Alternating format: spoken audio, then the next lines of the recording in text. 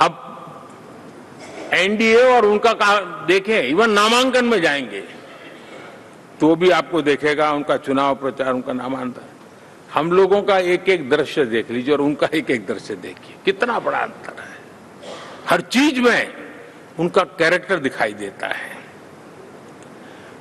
और क्या रहा, फोटो ऑप के लिए तो उन्होंने अलायंस घोषित कर दिया है, लेकिन कितने ही राज्यों में वो आपस में लड़ते रहे हैं, चुनावी जंग में एक दूसरे की पीठ में छुरा भोंकते रहे हैं। कभी उन्होंने कहा कि ये तो हमारा वैचारिक अलायंस है, वो विचार लेवल पर ठीक है, बाकी नीचे तो हमारा अपना हम तैयार करेंगे। और अब फिर उन्होंने कहा कि भाई हम तो सीट के आधार पर अलायंस करेंगे, टोटल न भी करें, ये भी खेल खेला। और अभी अभी तो चुनाव पूरा शुरू कर दिया कि ये तो हमारा अलायंस लोकसभा के चुनाव के लिए ही था, बाद में नहीं है, ये भी शुरू कर दिया। यानी मैंने बहुत पहले कहा था कि आप देख लेना 4 जून के बाद बिखराव शुरू हो जाएगा, और वो शुरू हो चुका है।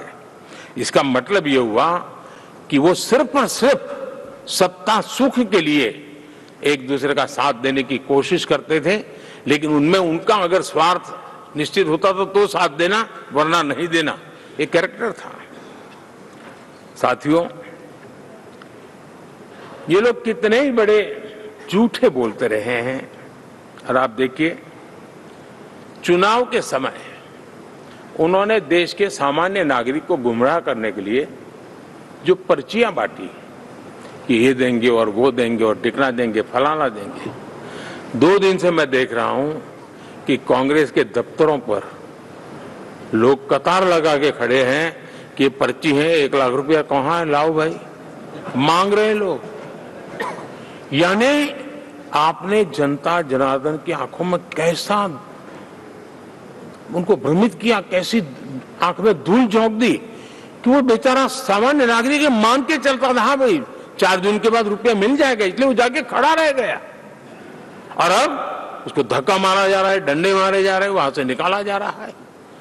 अब इस प्रकार का चुनाव ये अपने आप में देश के गरीबों का अपमान है, हमारे देश के सामान्य नागरिकों का अपमान है। और कभी भी देश ऐसी हरकतों को न भूलता है, न ही कभी माफ किए बिना माफ कभी करता है।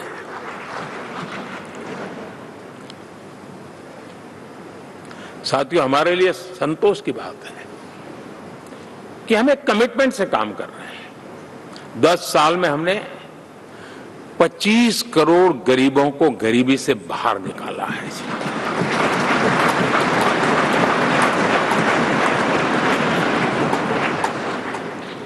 गरीब कल्याण का एक सुरक्षित मजबूत कवच दिया है हमने उसको, और उसके अंदर भी एक नए एस्पिरेशंस पैदा हुई है कि हां, अब मुझे गरीब नहीं रहना है, और उसके लिए मुझसे जो हो सके मैं हर अवसर का फायदा उठाऊंगा।